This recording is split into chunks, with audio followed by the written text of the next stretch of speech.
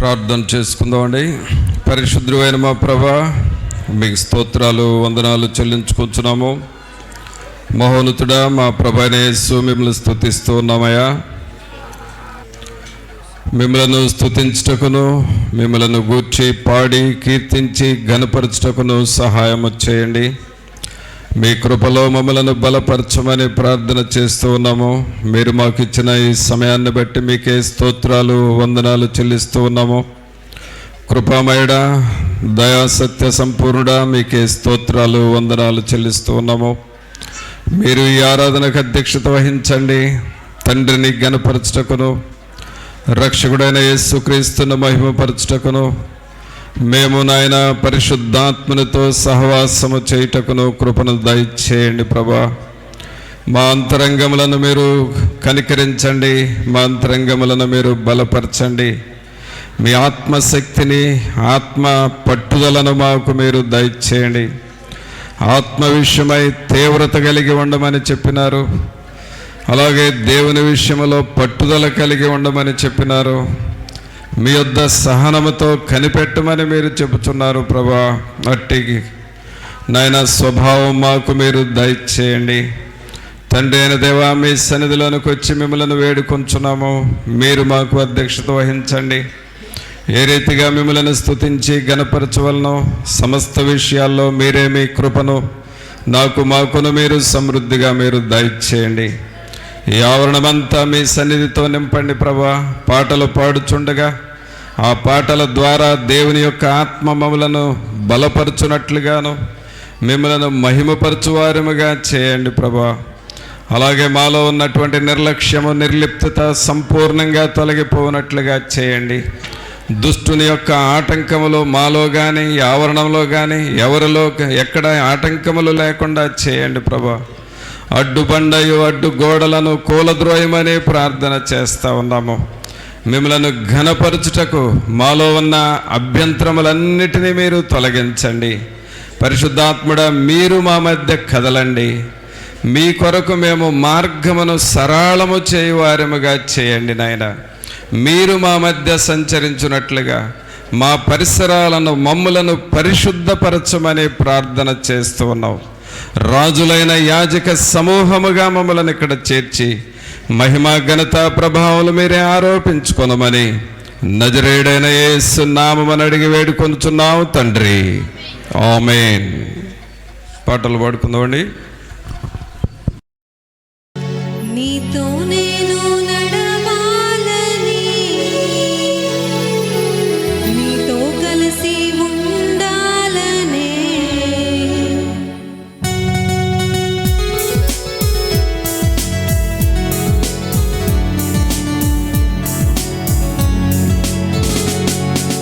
నీతో నేను నడవాలని, నీతో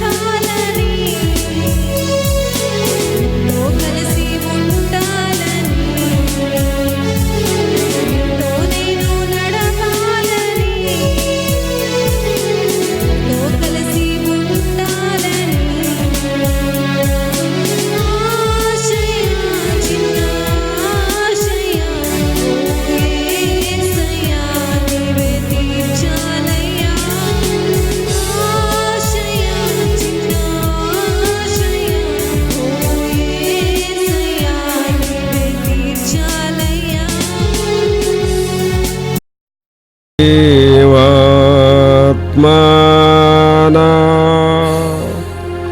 మీదికి రమ్ము, దేవుని జీవాత్మానా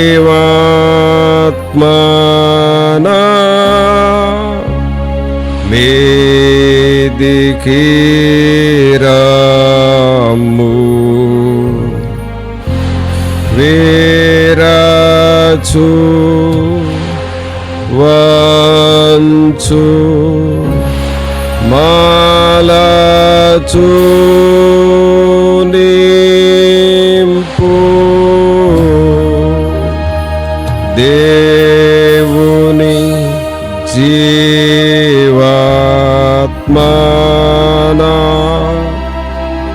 మీదికి రమ్ము.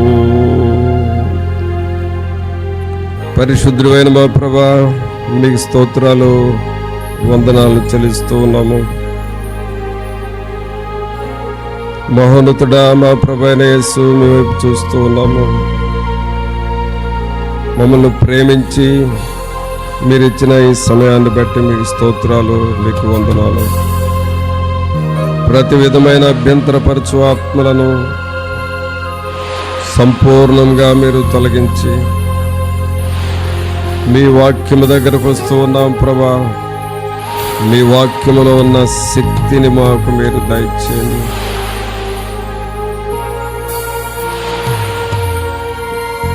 దేవుని వాక్యములున్న దేవుని వెలుగును మాకు మీరు దయచేయండి ప్రభా.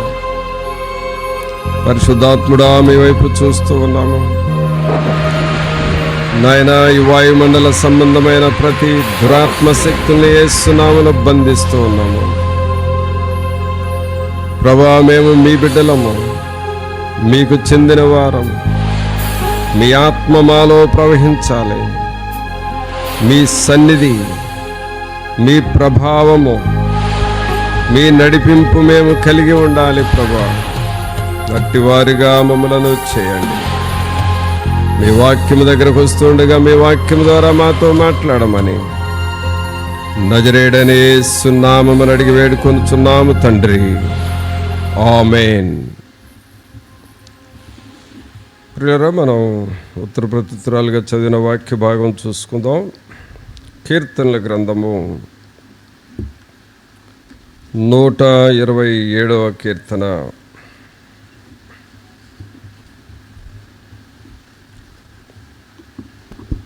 మొదటి వచనం నుండి చూద్దాం. యెహోవా ఇల్లు కట్టించని ఎడల దాని కట్టువారి ప్రయాసము వ్యర్థమే. యెహోవా పట్టణమును కాపాడని ఎడల దాని కావలి కాయువారు మేలుకొని ఉండుట వ్యర్థమే. ప్రభునందు పిల్లరా, ఈ 127వ కీర్తన దాదాపు ఈ కీర్తనల గ్రంథంలో చాలా పాపులర్ కీర్తన అని చెప్పుకోవచ్చు. ఎవరికైనా 127వ కీర్తన అనగానే మరి అది ఒక గృహాన్ని గూర్చిన కీర్తన, ఒక కుటుంబాన్ని గూర్చిన కీర్తన అని మనకు తెలుసు.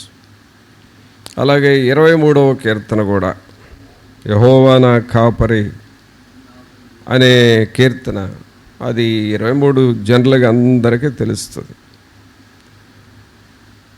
అలాగూ బాగా ప్రసిద్ధి చెందిన కీర్తన ఈ 127వ కీర్తన. అయితే ఈ కీర్తనలు దావీదు కీర్తనలు అని అంటారు. దావీదు కీర్తనలు. అయితే అన్నీ దావీదు గారే రాశాడా అనంటే అన్నీ దావీదు గారే రాయలా. కొన్ని వేరే వాళ్ళు కూడా రాశారు. మోషే కొన్ని రాశాడు.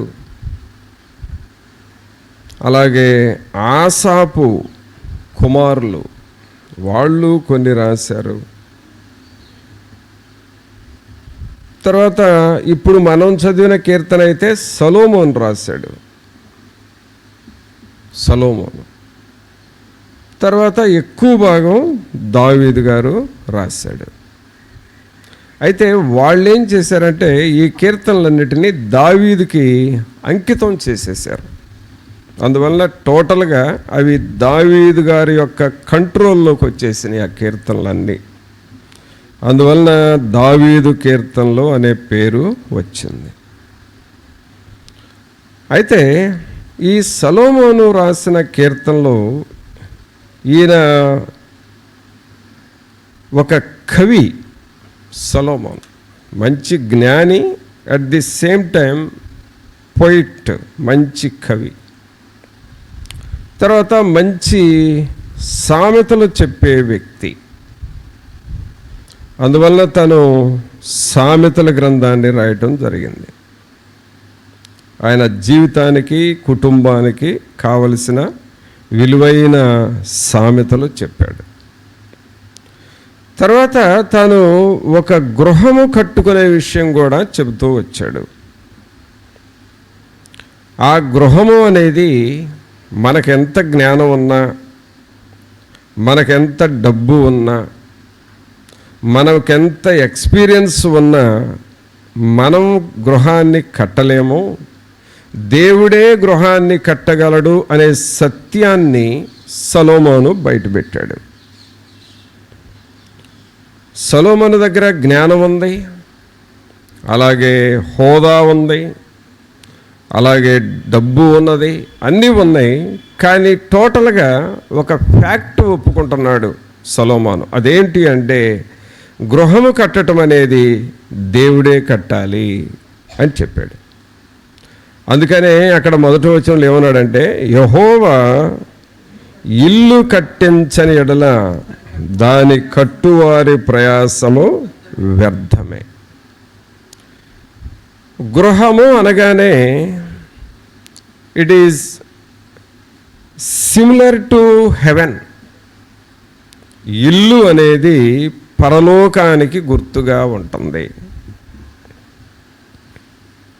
పరలోకానికి గుర్తు.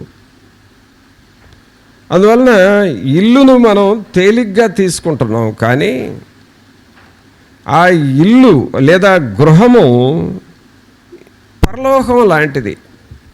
అదొక పోలిక. ఏమిటి అనంటే, ఫస్ట్ మనం ఇల్లును గూర్చి ఆలోచన చేస్తే ఇంటిలో ప్రధానంగా 3 భాగాలు, అంటే 3 వ్యక్తులు ఉంటున్నారు. తండ్రి ఉంటున్నాడు, ఆయన యజమాని. అలాగే తల్లి ఉంటుంది, ఆమె ఎవరంటే యజమానుడి యొక్క భార్య. ఆ తర్వాత పిల్లలు ఉంటారు. ఈ పిల్లలు ఎవరంటే ఆ యజమానుడు, యజమానురాలు యొక్క పిల్లలు. ఇది ఫ్యామిలీ. ఈ కుటుంబము పరలోకానికి ఎందుకు పోలుస్తూ ఉన్నానంటే, పరలోకంలో కూడా 3 ఉంటారు. వాళ్ళు ఎవరంటే యజమానుడు అని పిలుస్తున్న తండ్రి ఉంటాడు. తండ్రి అంటే తండ్రి, కుమార, పరిశుద్ధాత్ముడు. వీళ్ళు యజమానులు పరలోకానికి. ఆ తరువాత మరి ఆ తండ్రికి ఒక స్త్రీ లేక తల్లి లేక భార్య అంటున్నాం కదా, ఆమె ఎవరంటే సంఘం. వరుడైన యేసుక్రీస్తుతో వధువైన సంఘము ఐక్యపరచబడింది. అనగా సంఘము స్త్రీ పాత్రగా ధరించింది. ఆ తర్వాత పిల్లలు ఎవరు అనంటే మనం విశ్వాసులము, మనమందరము దేవుని యొక్క పిల్లలము. కాబట్టి ఆయన తండ్రి, సంఘమేమో వధువు, మనమేమో ఆయన పిల్లలం. ఇది పరలోకం యొక్క పోలిక. కావున గృహము ఎవరిని పోలి నడుచుకోవాలి అని అంటే పరలోకాన్ని పోలి నడుచుకోవాలి. ఇది ఒక మర్మం. 127వ కీర్తనలో ఇది ఒక మర్మము. దీన్ని మనం గ్రహించాలి. అయితే ఇంటి పైన అజమాయిషి ఎవరిది అనంటే యజమానుడిది. యజమానుడికి తెలియకుండా ఎవరమో ఏది చేయటానికి వీలు లేదు. ఒక నిర్ణయం తీసుకోవాలన్నా యజమానుడు నోటీస్కి వెళ్ళాలి. మనం ఏదైనా ఒక పనిని చేస్తూ ఉంటే యజమానుడికి తెలియాలి. అలాగే ప్రియులారా, మన గృహాన్ని యజమానుడికి మనం అప్పగించుకోవాలి. అందుకనే మొదటి వచనంలో ఏం చదువుతున్నామంటే, యెహోవా ఇల్లు కట్టించని ఎడల దాని కట్టువారి ప్రయాసము వ్యర్థమే. యెహోవా పట్టణమును కాపాడని ఎడల దాని కావలి కాయువారు మేలుకొనిండుట వ్యర్థమే. ఇల్లు కట్టటం, ఒక గృహాన్ని కట్టటం.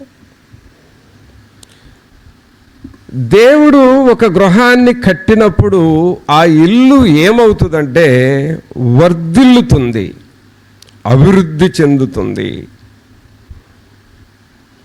ఒక ఇంటిలో ఉన్నవాళ్ళు,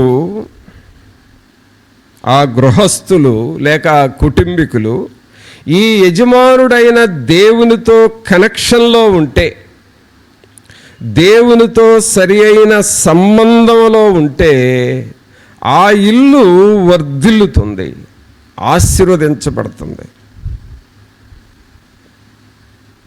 అందుకనే సొలొమోను గారు అంటున్నాడు, యెహోవా ఇల్లు కట్టించాలి. అంతే, ఈ గృహాన్ని దేవుడే కట్టాలి. ఆయన కట్టలేదు అనుకో, మనం ఎంత ప్రయాసపడ్డా వ్యర్థమే. ఇల్లు యెహోవా ఇల్లు కట్టించని ఎడల దాని కట్టువారి ప్రయాసము వ్యర్థమే. దేవుడు ఆ గృహాన్ని ఎలా కడతాడు అని చూస్తే ఒక గృహాన్ని మనం చూద్దాం. ఆదికాండములో 30వ అధ్యాయం చూడండి. ఆదికాండము 30వ అధ్యాయము. ఇక ఒక వచనం అని చెప్పడానికి వీల్లేదు 30వ అధ్యాయంలో. టోటల్గా మొదటి వచనం నుండి 43 వచనాలు ఉన్నాయి. ప్రతి వచనాన్ని చదివితే ఈ చాప్టర్ అంతా కూడా ఒక కుటుంబాన్ని గూర్చి రాయబడి ఉంది, ఒక ఫ్యామిలీని గూర్చి రాయబడి ఉంది. ఈ ఫ్యామిలీ ఎవరిది అనంటే యాకోబు కుటుంబం. యాకోబు కుటుంబం. ఈ యాకోబు యొక్క కండిషన్ ఏంటి అనంటే, ఆయన ఏశావు చేత తరమబడి ఒంటరివాడైపోయి నేనేంటో, నా భవిష్యత్తు ఏమిటో, నేనేమైపోతానో అని ఒక ప్రశ్నార్థకంగా మిగిలిన వ్యక్తి ఈ యాకోబు. అంటే నా భవిష్యత్తు ఏంటి, అసలు నా కుటుంబ పరిస్థితి ఏంటి, నా ఫ్యూచర్లో నాకేం జరగబోతుంది, నేను ఎలా ఉండబోతున్నాను, నా ఫ్యామిలీ ఎలా ఉండబోతుంది అని ఆలోచించుకుంటే అతనికి ఏమీ గైడెన్స్ లేదు, అతనికి ఏమీ ఒక డెసిషన్ లేదు. క్వశ్చన్ మార్క్ లైఫ్ అయిపోయింది యాకోబుది. ప్రభువులారా, మన జీవితాల్లో కూడా కొన్ని సమయాల్లో క్వశ్చన్ మార్క్గా ఉంటుంది మన జీవితం. ఏం చేయాలి, ఎలా చేయాలి, కుటుంబ పరిస్థితి ఏంటి, పిల్లల పరిస్థితి ఏంటి, భవిష్యత్తు ఏంటి, what I have to do, what can I do, ఇలాంటి క్వశ్చన్ మార్క్స్ వస్తాయి మన జీవితంలో. ఈ యాకోబు జీవితం కూడా అలాంటి ప్రశ్నార్థకంగా ఉండిపోయింది. అయితే యాకోబు చేసిన ఒక మంచి పని ఏమిటంటే దేవునితో సంబంధం కలిగి ఉన్నాడు, దేవునితో కనెక్షన్లో ఉండేవాడు. ఎప్పుడు చూసినా దేవుని దగ్గర ప్రార్థన చేస్తూ ఉండేవాడు, దేవునికి మొరపెడతా ఉండేవాడు. అలాగూ ప్రార్థన చేయటం ద్వారా, దేవునికి తన బాధలన్నీ చెప్పుకుంటూ మొరపెట్టడం ద్వారా దేవుడు ఆ కుటుంబాన్ని దీవించటం ప్రారంభించాడు. ఎక్కడుంటాడో తెలియదు, ఎలా ఉంటాడో తెలియదు, ఎక్కడ లైఫ్ సెటిల్ అవుతుందో తెలియదు. ఇలాంటి క్వశ్చన్ మార్క్గా ఉన్న యాకోబు కుటుంబము ఈ 30వ అధ్యాయంకి వచ్చేసరికి మీరు కొంచెం జాగ్రత్తగా చదువుతూ ఉంటే, మొట్టమొదట యాకోబుకి దేవుడు వివాహమైనది, ఆ తర్వాత పిల్లలు కలిగారు, ఆ పిల్లల్ని దేవుడు దీవించాడు, ఆ తర్వాత తన యొక్క గొర్రెలను దీవించాడు, ఆ గొర్రెల ద్వారా తన యొక్క జీతం పెరిగింది, అలాగే తాను చేస్తున్న పనిని దేవుడు బహుగా దీవించాడు. ఈ అధ్యాయం అంతా చదవగా ఇక చివరిలో ఆయన ఫ్యామిలీకి ఎలాగూ మారిపోయిందంటే 43వ వచనం ఒక్కటి చదివితే దేవుడి కుటుంబాన్ని అంత దీవించాడు అర్థమైపోతుంది. ఆ ప్రకారము ఆ మనుషుడు అత్యధికముగా అభివృద్ధి పొంది విస్తారమైన మందలు, దాసులు, ఒంటెలు, గాడిదలు గలవాడాయను. గమనించండి, ఈ 30వ అధ్యాయము ఈ 127వ కీర్తన మొదటి వచనములో ఏమని ఉందండి? యెహోవా ఇల్లు కట్టించని ఎడల దాని కట్టువారి ప్రయాసము వ్యర్థమే. ఇప్పుడు యాకోబు ఈ ఇల్లును తను కట్టుకోవటం లేదు, దేవునికి అప్పగించాడు.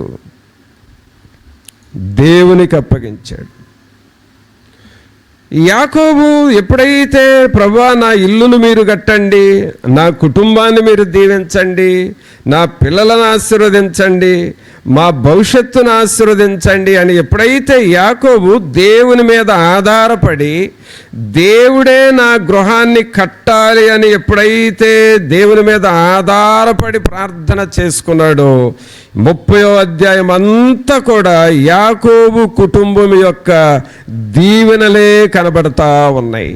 మీరు కొంచెం నిదానంగా చదివితే బాగా దేవుని ఆశీర్వాదం ఉంది. ఇంకొక మాట 30వ వచనంలో చూస్తే ఆయన గూర్చి రాయబడిన మాట ఏమిటంటే, నేను రాకమునుపు నీకుండినది కొంచెమే, అయితే అది బహుగా అభివృద్ధి పొందెను. నేను పాదము పెట్టిన చోటెల్లా యెహోవా నిన్ను ఆశీర్వదించెను. నేను నా ఇంటి వారి కొరకు ఎప్పుడు సంపాద్యము చేసుకొందునెను. అంటే యాకోబును దేవుడు ఎంత దీవించాడంటే ఆయన కాలు ఎక్కడ పెడితే అక్కడ దేవుని ఆశీర్వాదం వచ్చిందండి. ఆమేన్. చూసారా, ఆయన కాలు ఎక్కడ పెడితే ఆయన చెప్తున్నాడు కదా, నేను పాదము పెట్టిన చోటెల్లా యెహోవా నన్ను ఆశీర్వదించెను. ప్రభునంతులారా, దేవునిని మన హృదయంలో కలిగి ఉంటే, దేవుని సన్నిధిని మన హృదయంలో కలిగి ఉంటే, మన ఇల్లు దేవుడు కట్టాలని దేవుని మీద ఆధారపడితే, మన పిల్లలైన మన సమస్తము ప్రభువా మా గృహాన్ని నీవే కట్టాలి, మీరే యజమానులు అని దేవునికి నువ్వు అప్పగించుకుంటే దేవుడు నీ ఇంటిలో కార్యం చేయటం ప్రారంభిస్తాడు. మన ఇంటిలో దేవుడు తన కార్యము చేయటం ప్రారంభిస్తాడు. ఈ 30వ అధ్యాయానికి ఏమైనా ఒక టైటిల్ పెట్టాలి అని అంటే బ్లెస్డ్ ఫ్యామిలీ అని పెట్టుకోవచ్చు. బ్లెస్డ్ ఫ్యామిలీ, ఆశీర్వాదకరమైన కుటుంబము. యాకోబు ఒకప్పుడు సింగిల్ పర్సన్.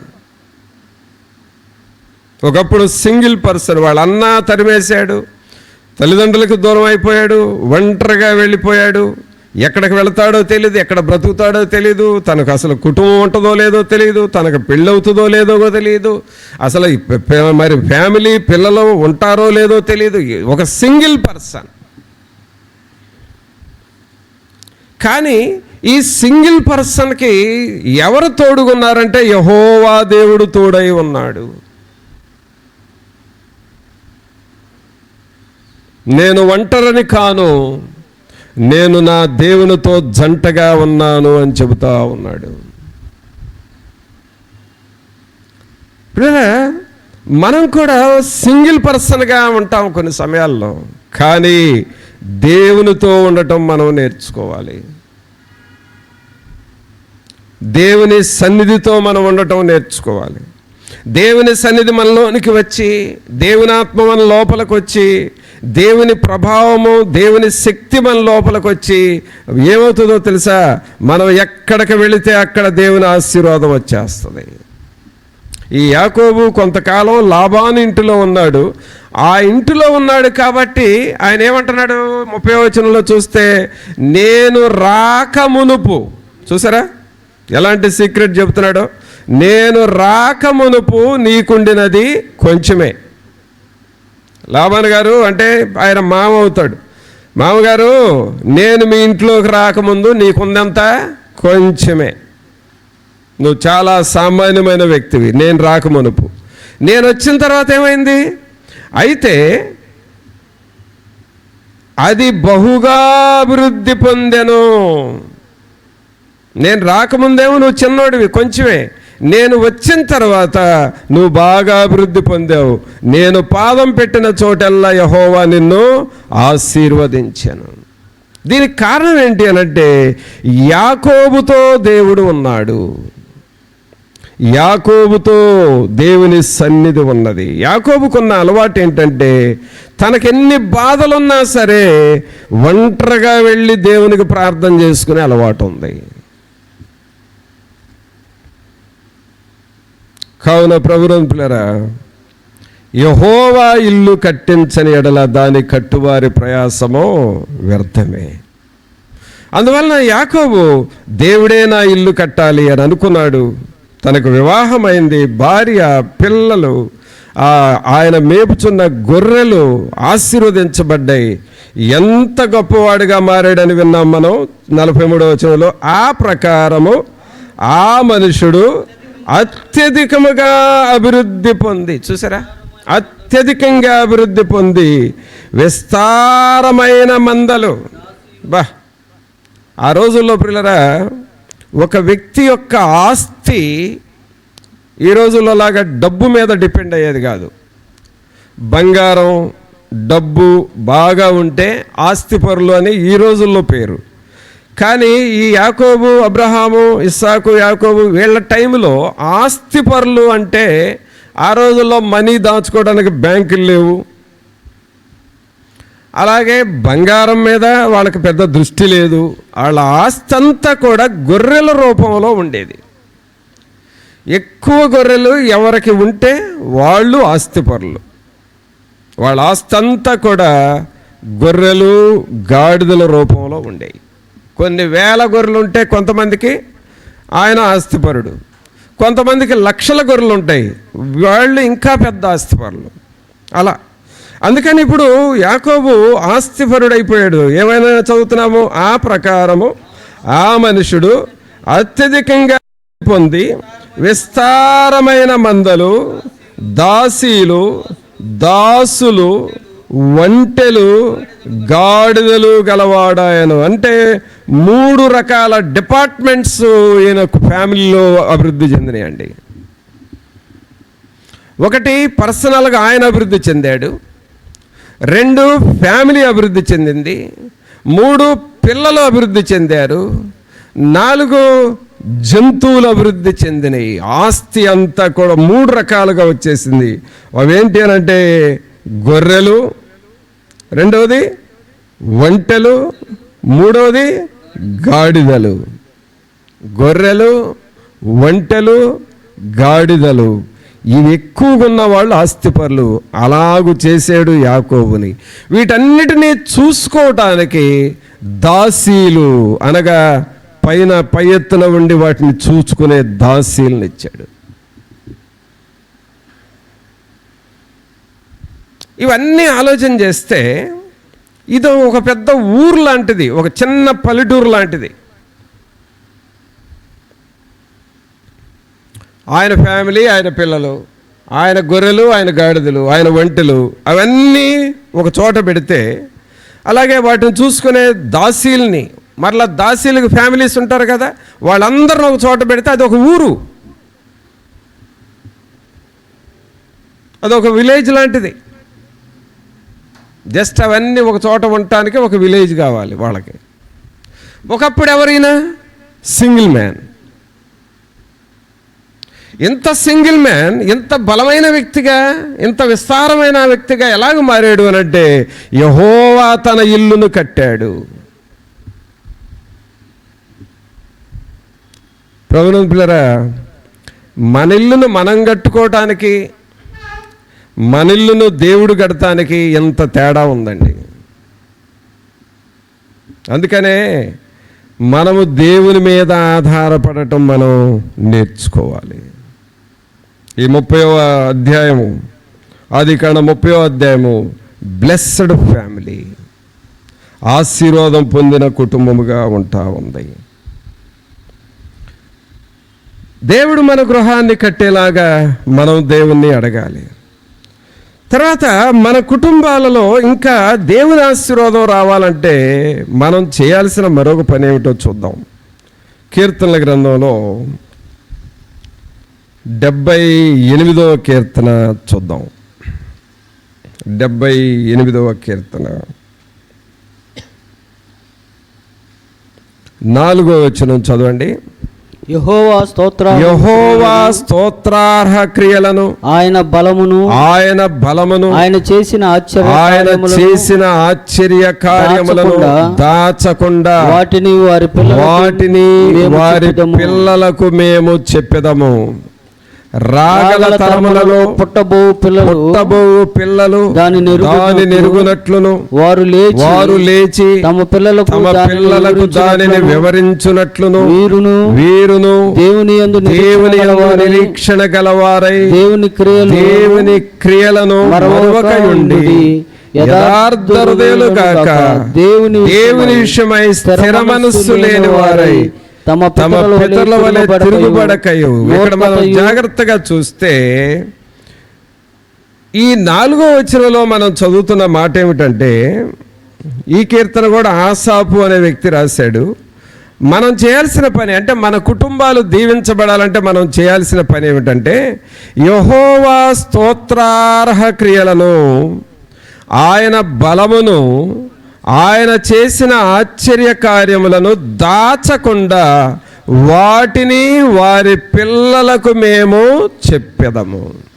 ప్రభువునందు పిల్లరా, మన కుటుంబాలను దేవుడు దీవించాలి అనంటే దేవుడు చేసిన పనులు మనమే కాదు, మన పిల్లలకు కూడా చెబుతూ ఉండాలి, చెప్పాలి. పిల్లలకి చెప్పడం అంటే ఏంటి?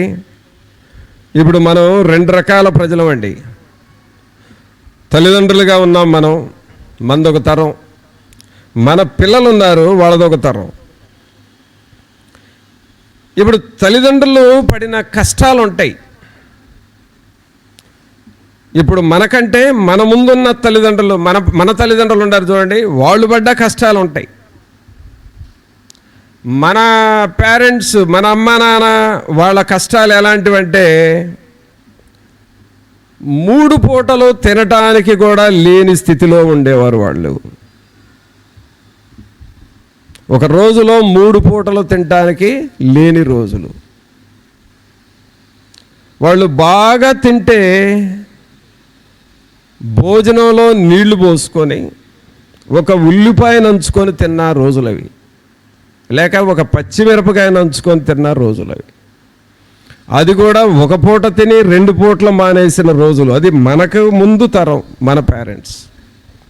వాళ్ళు ఉన్న ఇల్లు చూస్తే కారుతా ఉండేది, నీళ్లు లోపల పడతా ఉండేవి. అది వాళ్ళ స్టేజ్. ఆ తర్వాత వాళ్ళ పిల్లలుగా మనం వచ్చిన తర్వాత మనము బాల్యదశలో కొన్ని కష్టాలు పడ్డాం. మనకుండే కష్టాలు, మనకుండే సమస్యలు మనకున్నాయి, ఎదురైనవి. అందుకనే మనం ఈనాడు పిల్లలు మరి బాగా సొఫిస్టికేటెడ్ ఈ పరిస్థితులు, అంటే అధునాతంగా ఉంటున్న పరిస్థితుల్లో మనం పెరగలేదు. సామాన్యమైన విలేజెస్లో పెరిగి మరి మన తల్లిదండ్రులాగానే కొన్ని కష్టాలు పడిన వాళ్ళమే. అయితే ఇప్పుడు మన పిల్లలకు వచ్చేసరికి ఇవన్నీ వాళ్ళకి తెలియదు. వాళ్ళకి తెలియదు. ఇప్పుడు ఏంటి అంటే వాళ్ళకి ఒక మంచి వెల్ కన్స్ట్రక్టెడ్ బిల్డింగ్ చూస్తున్నారు, బాగా కట్టిన ఇల్లు చూస్తున్నారు నీ పిల్లలు. తర్వాత వాళ్ళు ఎంత మనీ అడిగితే అంత మనీ నువ్వు ఇచ్చేస్తున్నావు పిల్లలకి, ఎంతైనా ఖర్చు పెట్టేస్తున్నావు, అది చూస్తున్నారు. ఆ తర్వాత వీళ్ళ లగ్జరీకి ఏమన్నా కావాలి అని అడిగినా కూడా వాళ్ళు బాధపడకూడదని ఎంతైనా నువ్వు ఇచ్చేస్తున్నావు. అయితే ఒకసారి మనం గమనించుకుంటా ఉంటే ఇప్పుడున్న పిల్లలకేమో మరి మంచి ఇల్లు, మా తల్లిదండ్రులు బాగా సంపాదిస్తున్నారు, మాకు ఎంత కావాలంటే అంత ఖర్చు పెడుతున్నారు, అంతవరకే చూస్తున్నారు. ఇప్పుడు మన పిల్లలు చూస్తుంది అది. కానీ మనం చూసింది ఏంటి? మన తల్లిదండ్రులు చూసాం, వాళ్ళు కష్టాలు పడ్డారు. కానీ ఆ టైంలో 2 చేతులు ఎత్తి పొలాల్లోకి వెళ్ళి మోకాళ్ళు వంచి, యేసయ్యా ఒక్కసారి మా బాధలు చూడండి, మా కుటుంబాలను చూడండి, మా పిల్లల్ని చూడండి, కాస్త మమ్మల్ని దీవించండి అని ఏదో ఒక చేలోనో ఏదో ఒక గట్టు మీదో ఏదో ఒక ఏకాంత స్థలంలో యేసయ్యా మమ్మల్ని కాపాడు, మా బేదరికం తీసే అని ప్రార్థన చేసిన వాళ్ళే వాళ్ళందరూ.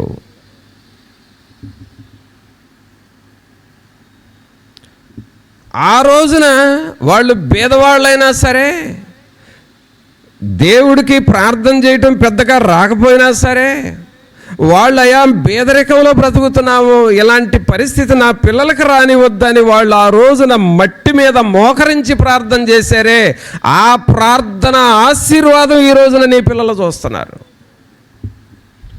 ఇది ఇప్పుడు పిల్లలు మర్చిపోయారు. దానిని నువ్వేం చేయాలంటే you have to teach to your children. నీ పిల్లలు కూర్చోబెట్టుకొని, అయా ఒకప్పుడు మన పరిస్థితి ఇదిరా, ఒకప్పుడు నాకు ఎగ్జామ్ ఫీజు కడటానికి డబ్బులు లేక మా నాన్న అడిగితే లేవురా ఏం చేసేది అని అంటే నేను కూలికి పోయానురా, కూలికి చేసి డబ్బులు తెచ్చి ఫీజు కట్టాను, ఈ రోజున నిన్ను అలాగే చేయలేదు, ఈ ఆశీర్వాదం దేవునిలో నుండి మనకు వచ్చిందన్న సంగతి నీ పిల్లలకు చెప్పాలి. నువ్వు చెప్పలేదనుకో ఆ పిల్లలు గతాన్ని మర్చిపోయి ఎప్పుడు అడిగితే అప్పుడు డబ్బు, ఎప్పుడు అడిగితే అప్పుడు సౌఖ్యం అన్నట్లుగా అది ఆలోచిస్తారు, దాన్ని కోరుకుంటారు. దీనివలన ఏమవుతుందంటే ఇంకొక జనరేషన్కి వచ్చేటప్పటికి దేవుడు తెర వెనక్కి వెళతాడు. ఆ తరంలో ఉన్న పిల్లలకి అసలు దేవుని ద్వారా సప్లై వస్తుందన్న సంగతి మర్చిపోతారు. అందుకనే పిల్లరా, మనం చేయాల్సిన పని ఏంటంటే మన కుటుంబాలు ఆశీర్వాదకరంగా ఉండాలి అని అంటే మనము ఆయన చేసిన కార్యాలు మన పిల్లలకు చెప్పుకోవాలి. మరి మీరు పేరెంట్స్గా ఎప్పుడన్నా వాళ్ళందరిని కూర్చోబెట్టుకొని మీరు పడ్డ కష్టాలు, మీరు చెమటోడ్చి బాధలు పడ్డారు, అవన్నీ చెప్పారో లేదో నాకు తెలియదు. చెప్పాలి. నువ్వు చెప్పకపోతే పొరపాటు చేస్తున్నావు అంతే. నువ్వు చెప్పాలి వాళ్ళకి, ఇదయ్యా ఒకప్పుడు మా నాన్నోళ్ళ పరిస్థితి ఇదిరా, అమ్మ ఇది నా పరిస్థితి ఇది. ఈ రోజున దేవుడు వాళ్ళు చేసిన ప్రార్థనలు బట్టి దేవుడు మనల్ని ఆశీర్వదించాడు. మీరు ఇంకా కృతజ్ఞతగా ఉంటే ఇంకా దేవుడు దీవిస్తాడని అవి చెబుతూ ఉంటే ఆ ఫ్యామిలీని దేవుడు పట్టించుకుంటూ ఉంటాడు, దేవుడు కడుతూ ఉంటాడు ఆ ఫ్యామిలీని. ఆమేన్. అందుకనే ఇక్కడ 4వ వచనంలో ఏమని చదువుతున్నాం? యెహోవా స్తోత్రార్హ క్రియలను, ఆయన బలమును, ఆయన చేసిన ఆశ్చర్య కార్యములను దాచకుండా, చూసారా, చెప్పకపోతే ఏం చేసిన వాళ్ళం అవుతున్నాం మనం? దాచిపెట్టిన వాళ్ళం అవుతాం. దాచకుండా వాటిని వారి పిల్లలకు మేము చెప్పెదము. పిల్లరా, మన గత స్థితి మన పిల్లలకు తెలిస్తే వాళ్ళకు కూడా ఏమనిపిస్తుందో తెలుసా? ఓహో, మా తాతోళ్ళు ఇలా ప్రార్థన చేసుకున్నారా, మా తల్లిదండ్రులు ఇలా ప్రార్థన చేసుకుంటే దేవుడు సహాయం చేశాడా, అయితే ఇప్పుడు మేము కూడా ప్రార్థన చేసుకోవాలన్నమాట అని కనీసం దే విల్ థింక్, కనీసం ఆలోచిస్తారు అట్లా. ఈరోజు నా పిల్లలు ప్రార్థనకు రాకపోవడానికి కారణం ఏంటో తెలుసా? నీకు దేవుడు చేసిన మేళ్ళు ఏంటో నీ పిల్లలకు తెలియదు కాబట్టి వాళ్ళు ప్రార్థనకు రావట్లేదు. నీ పిల్లలు మీరు వెళ్ళండి నేను రానులేనని ఎందుకంటున్నారు? నీకు నీ జీవితంలో దేవుడు చేసిన మేలులు వాళ్ళకి చెప్పలేదు, నీవు వాళ్ళకి అర్థమయ్యేదాకా వాళ్ళకి బోధించలేదు.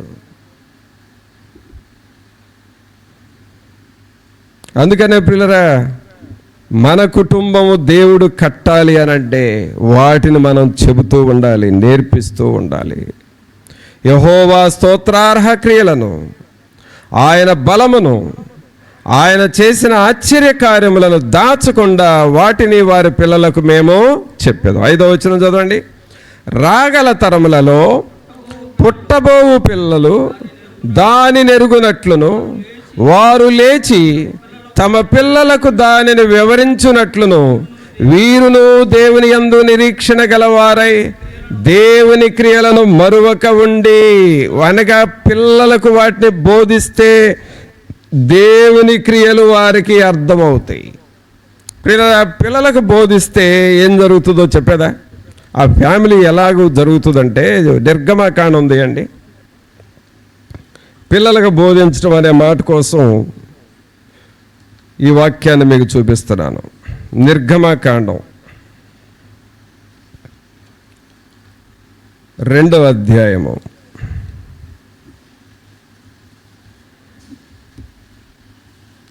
నిర్గమకాండము 2వ అధ్యాయము 8వ వచనం నుండి చూడండి. అందుకు ఫరో కుమార్తె వెళ్ళుమని చెప్పగా ఆ చిన్నది వెళ్ళి ఆ బిడ్డ తల్లిని పిలుచుకొని వచ్చాను. ఫరో కుమార్తె ఆమెతో, ఈ బిడ్డను తీసుకొని పోయి నా కొరకు వానికి పాలిచ్చి పెంచుము, నేను నీకు జీతమిచ్చేదనని చెప్పగా ఆ స్త్రీ ఆ బిడ్డను తీసుకొని పోయి పాలిచ్చి పెంచెను.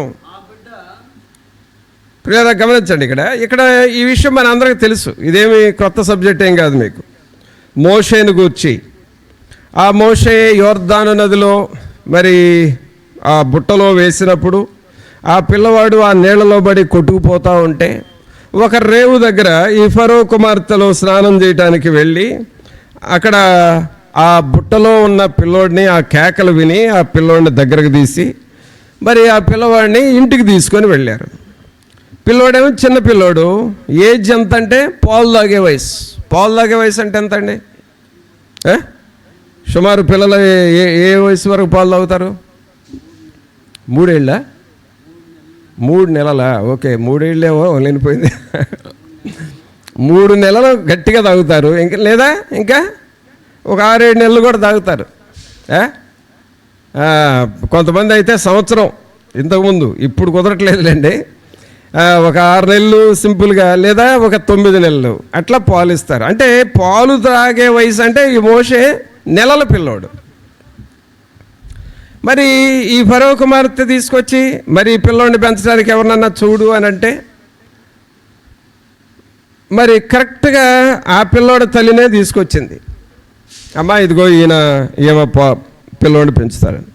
ఆమె ఏమంటుంది ఫరో కుమార్తె? చూడండి 9వ వచనంలో. ఫరో కుమార్తె ఆమెతో, ఈ బిడ్డను తీసుకొని పోయి నా కొరకు వానికి పాలిచ్చి పెంచు. పాలిచ్చి పెంచు అంటున్నాడు. పాలిచ్చి పెంచటం అని అంటే ఆమె మరి పాలిచ్చే తల్లి అయి ఉండాలిగా.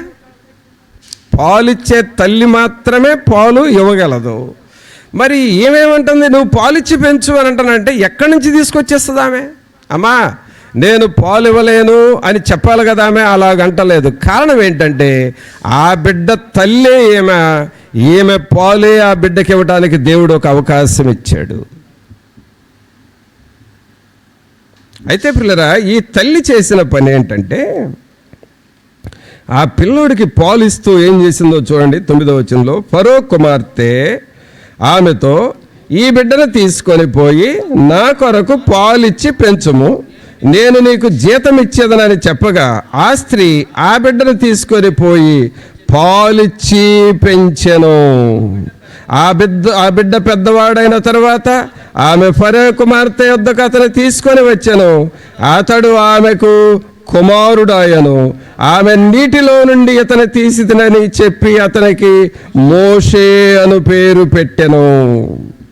ఇక్కడ గమనించాల్సింది ఏంటంటే ఒక తల్లిగానండి ఆ పిల్లవాడికి ఇందాక చెప్పేమే, మీ పిల్లలకు దాచకుండా అన్నీ చెప్పండి అని చదివాం కదా ఇందాక కీర్తనలో.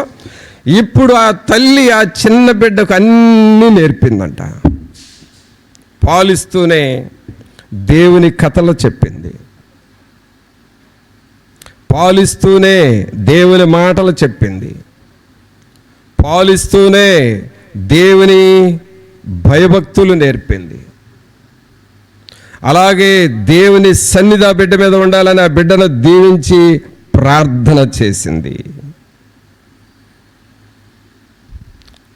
ఇంకా ఆ తల్లి చేసిన పని ఏమిటంటే ఈ పిల్లవాడు గొప్పవాడుగా మారాలని ప్రార్థన చేసింది. ఒకసారి ఈ కీర్తనలోకి వెళదాం. ఇప్పుడు మనం చదివేమే 78వ కీర్తన.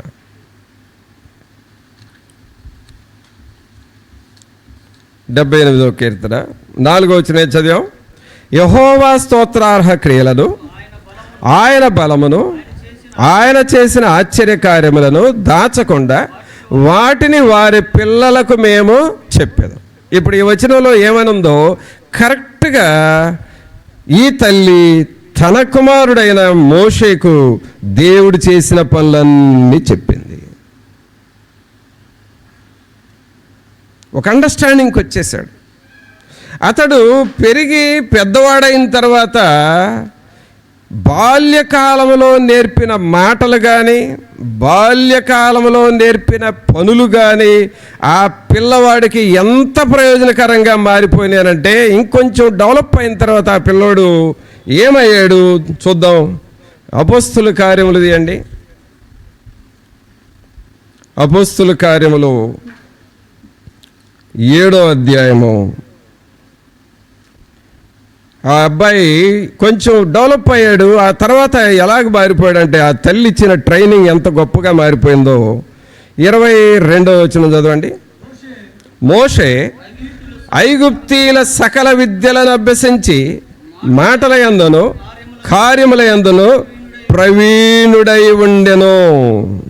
బా ప్రియులారా, అపోస్తల కార్యము 7వ అధ్యాయము 22వ వచనము ఎక్కడి నుంచి పుట్టుకొచ్చిందంటే నిర్గమాకాండము 2వ అధ్యాయము 9వ వచనంలో నుండి పుట్టుకొచ్చిందండి. అది ఇప్పుడు మనకు కరివేపాకు మొక్క పెడితే ప్రక్క పిలక వస్తుంది, ఒక అరటి మొక్క పెడితే ప్రక్కన పిలకలు వస్తున్నాయి. ఆ పిలక ఎక్కడి నుంచి వచ్చిందంటే ఆ తల్లి కరివేపాకు మొక్కలో నుండి పిలక మొక్కలు వచ్చినాయి. అలాగూ నిర్గమాకాండము 2వ అధ్యాయము 9వ వచనము తల్లి మొక్క అయితే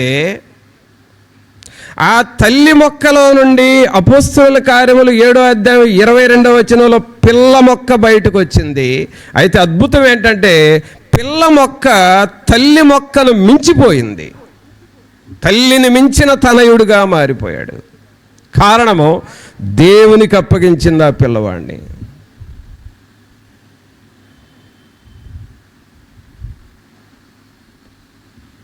ఈ నిర్గమకాండం 2:9లో ఒక మొక్క, అది తల్లిది. అపోస్తలుల కార్యం 7:22లో ఒక మొక్క, అది కుమారుడిది. ఈ కుమారుడిది బలంగా మారిపోయింది. కారణము టీచింగ్, దేవుని గూర్చి చెప్పింది, దేవునికి ఆ పిల్లవాడిని అప్పగించింది, దేవుని మాటలు నేర్పింది, దేవుని వాక్యాన్ని నేర్పింది, దేవుని యందు భయభక్తులు నేర్పింది. అలాగే దేవుని కొరకు జీవించమని హెచ్చరించింది. అందుకనే చూడండి, మోషే పేరు అందరికీ తెలిసిపోయింది. కానీ మోషే తల్లి పేరు చాలా కొద్ది మందికే తెలుసు, అందరికీ తెలియదు. మోషే తల్లి పేరు చెప్పండి ఎవరన్నా? ఎవరు? అదేనే నేను చెప్తుంది. మోషే పేరు అందరికీ తెలిసింది, కానీ మోషే తల్లి పేరు తెలియదు. యోకెబేదు ఆమె పేరు. అంటే తల్లిని మించిన తనయుడిగా మారిపోయాడు. కారణము దేవుని మాటలు ఆ బిడ్డకు నేర్పింది. యెహోవా ఇల్లు కట్టించని యెడల దాని కట్టువారి ప్రయాసము వ్యర్థమే. యెహోవా పట్టణమును కాపాడిన యెడల దాని కావలి కాని వాని ప్రయాస కూడా వ్యర్థమే. దేవుడే మన ఇల్లును కట్టాలి. 2 ఇల్లు చూపించాను ఇప్పుడు, 2 గృహాలు. ఒకటెవరిది? యాకోబు ఇల్లు. యాకోబు తన ఇంటిని ఎవరికి అప్పగించుకున్నాడు? దేవునికి అప్పగించుకున్నాడు. దేవుడు ఆ కుటుంబాన్ని బహుగా అభివృద్ధి చెందాడు. యాకోబు కుటుంబాన్ని బహుగా దేవుడు ఆశీర్వదించాడు. ఇంకా చెప్పాలంటే ప్రియులారా, ఇప్పుడు మనం ఎక్కువగా వింటున్న దేశం, యుద్ధాలను గురించి వింటున్న దేశం ఇశ్రాయేలు దేశం. ఆ ఇశ్రాయేలు దేశము ఈ ఫ్యామిలీలో నుండే పుట్టింది. అంటే ఒక ఫ్యామిలీలో నుండి ఒక దేశమే బయటకు వచ్చింది. దేవుడు కడితే అలాగుంటుంది. అయితే దేవుడు అందరికీ కడతాడు, అప్పగించుకోవటంలో ఉంది. మనం దేవునికి అప్పగించుకోవాలి, ప్రార్థన చేసుకోవాలి. ప్రార్థన చేయడానికి టైం లేదండి అని అంటున్నావంటే నువ్వు దేవునికి అప్పగించుకోవట్లేదని అర్థం. ఇప్పుడు ఇవి దసరా హాలిడేసు. జనరల్గా మన మైండ్ ఎలా ఉంటుందంటే కొంచెం పెండింగ్ పనులు చూసుకోవాలనుకుంటాం. అలాగే ఇంకెక్కడికన్నా పోయి కొంచెం టైంపాస్ అని కొన్ని పనులు పెట్టుకుంటాం. కానీ ఇలాంటి టైం అనేది దేవునికి అప్పగించుకుంటే డబుల్ బ్లెస్సింగ్ చూస్తాం మనం. Double blessing. కావున ఇలాంటి బ్లెస్సింగ్ యాకోబు కుటుంబంలో చూశాడు. అలాగే ఇలాంటి బ్లెస్సింగ్ మోషే కుటుంబంలో చూడటం జరిగింది. అలాగే దేవుడు మన గృహప్పుడు ఎలా ఉంటుంది అని అంటే ఇంకొక ఇల్లు చూపిస్తాను. ఇంకొక ఇల్లు. ఆ ఇల్లు ఎలాంటిదంటే 2వ రాజుల గ్రంథం తీయండి. 2వ రాజుల గ్రంథం 4వ అధ్యాయము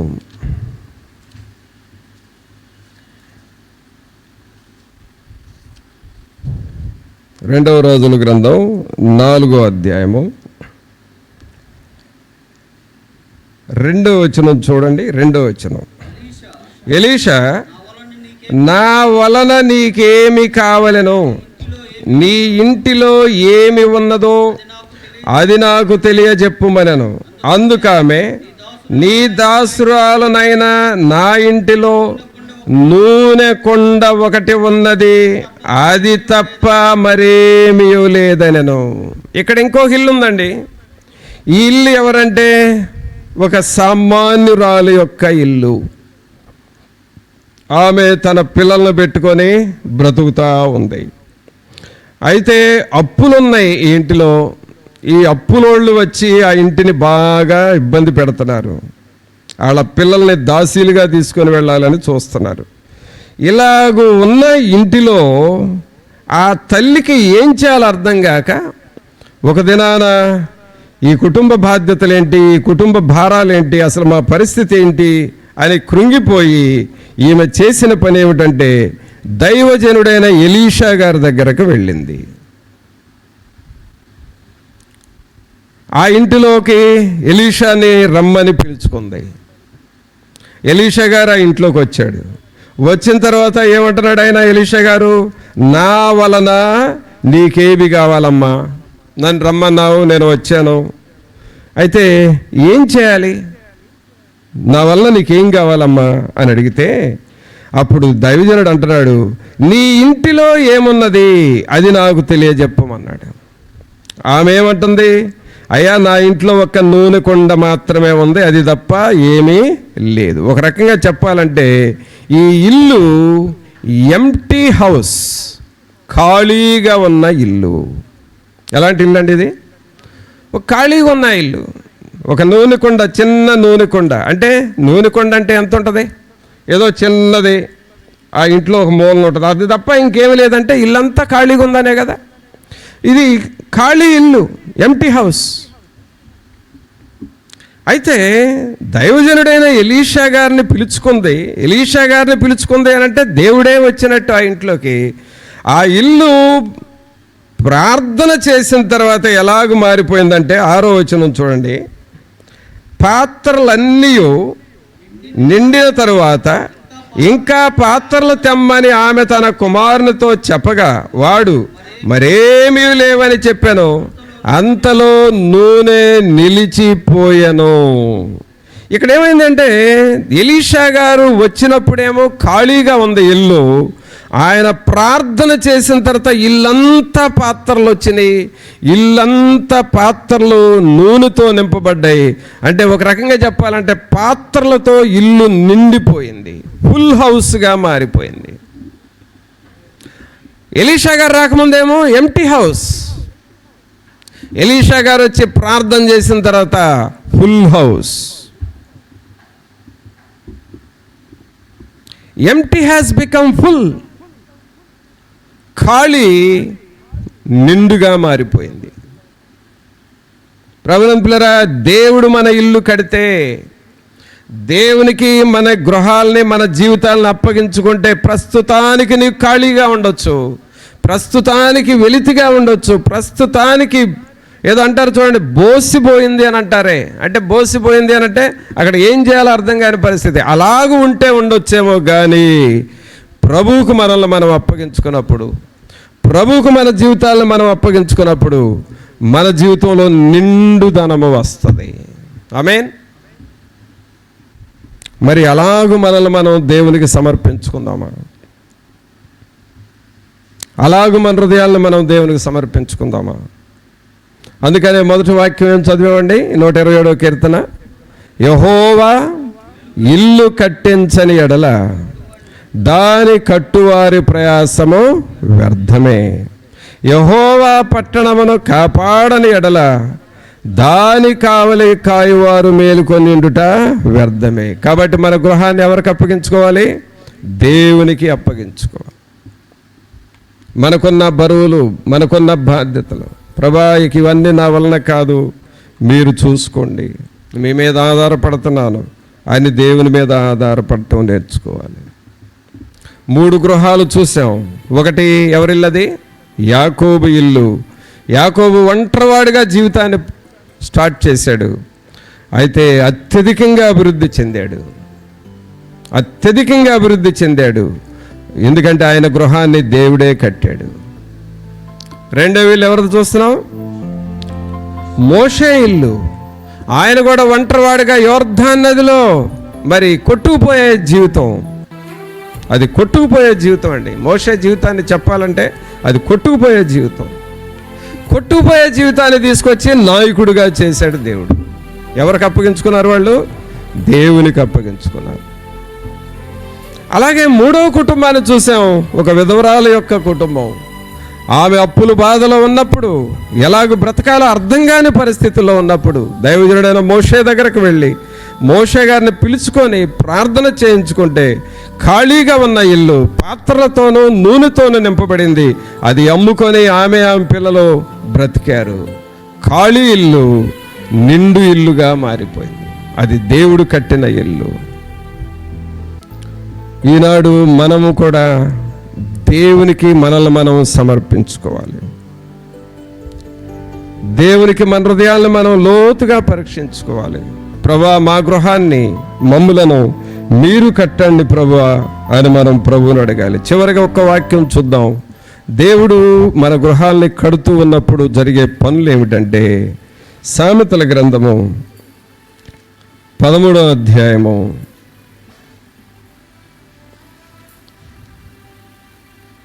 13వ అధ్యాయము 22వ వచనం చూడండి.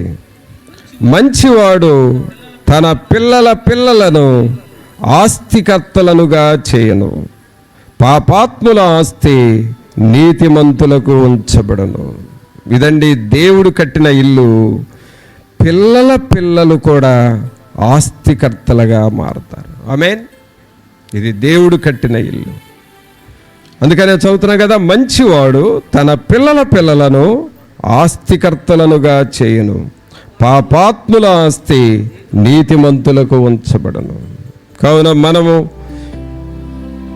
మన గృహాలని, మన జీవితాలని దేవునికి సమర్పించుకున్నప్పుడు దేవుడు ఎలాంటి కార్యాలు మనలో కూడా చేయాలని మనం ప్రభువుని అడుగుదాం. ప్రార్థన చేసుకుందాం ప్రియులరా.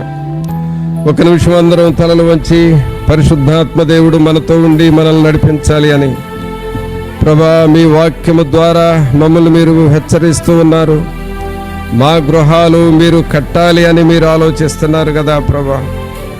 మా గృహాలు మీరు నిర్మించాలి అని మీరు ఆలోచిస్తున్నారు కదా దేవా. మమ్మల్ని మేము లోతుగా పరీక్షించుకొని మా గృహాలు మీరు కట్టులాగున యాకోబు వలె మీ మీద ఆధారపడాలి, మోషేలాగా మీ మీద ఆధారపడాలి. ఆ బీద విధవరాలు దేవుని సేవకుడు ఎలీషా గారు వచ్చి ప్రార్థన చేసిన తర్వాత ఎలాగూ ఖాళీ ఇల్లు నిండు ఇల్లుగా మారిందో అలాంటి కార్యాలు మా జీవితాల్లో, మా కుటుంబాల్లో జరగాలయ్యా అని మనం ప్రభువుని అడుగుదాం. పరిశుద్ధమైన మా ప్రభువా, మీకు స్తోత్రాలు వందనాలు చెల్లిస్తూ ఉన్నాము.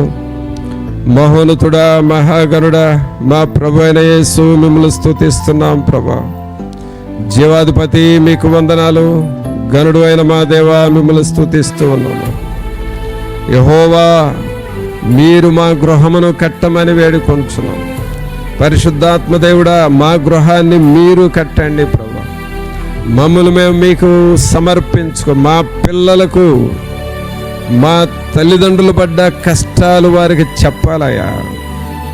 అలాగే మేము పడిన కష్టాలు వారికి చెప్పాలి. ఈ రోజున ఏదైనా కొంచెం సౌఖ్యంగా మా పిల్లలు ఉన్నారంటే అది ఆ ప్రారంభ దినాలలో ఆ నేల మీద మోకరించి ప్రార్థన చేసిన పెద్దోళ్ళ యొక్క ఆశీర్వాదం అనేది మేము గ్రహించుకోవాలి ప్రభా. దేవా, మీ వైపు చూస్తూ ఉన్నాము. అదే ప్రార్థన ఈనాడు మాలో కూడా కొనసాగితే మేము కూడా మా పిల్లలను ఆస్తికర్తలుగా చేయగలము కదా. అట్టి వారిగా మేము ఉండాలి ప్రభా. సహాయం చేయండి. ఈ ప్రియులను మీరు దర్శించండి, వీరి ఆత్మలను మీరు కనికరించండి. వీటిల్లో ఏది కూడా మేము దాచిపెట్టకుండా మా పిల్లలకు చెప్పాలని కూడా విన్నాము. వారికి కృతజ్ఞత పుట్టాలయ్యా, వారికి కృతజ్ఞత రావాలి ప్రభా. అయ్యో, ఇలాంటి దేవుణ్ణి మేము నిర్లక్ష్యం చేస్తుంది లేదు, మేము పొరపాటు చేస్తున్నాం, మా ఈ దేవునికి మేము కూడా ప్రార్థన చేసుకోవాలనే మనస్సు మా పిల్లలకు రావాలి ప్రభా. మంచివాడు తన పిల్లలను ఆస్తికర్తలుగా చేస్తారని చెప్పారు కదా. పిల్లలను అలా చేస్తానన్నారు. అలాగూ దేవునిని మేము అందించుటకు సహాయం వచ్చి, మోషే తల్లి దేవునిని మోషేకు అందించింది. ఆ తర్వాత మోషే ఎంత గొప్పవాడుగా మారిపోయాడు ప్రభా. ఓ దేవా, మాలో నుండి అలాగూ బలమైన వారు పుట్టుకు రావాలి. అలాంటి బలమైన యవనస్తులు మా మధ్య లేవాలి ప్రభా. సహాయము చేయండి. మీ సన్నిధి మాతో ఉంచి మమ్మల్ని నడిపించమని, ఈ మాటలు మా హృదయంలో నిలిచి ఫలించులాగున చేయమని నజరేయుడైన యేసు నామమున అడుగుచున్నాము తండ్రి. ఆమేన్. మన తండ్రి అయిన దేవుని ప్రేమ, కుమారుని కృప, పరిశుద్ధాత్ముని యొక్క సన్నిధి అయిన సహవాసం ఇప్పుడు నెల్లప్పుడు ఇక్కడ చేరిన మనందరికీ తోడుగా ఉండి సహాయము చేయను గాక. ఆమేన్. మంచి పిల్లలందరికీ వందనాలు.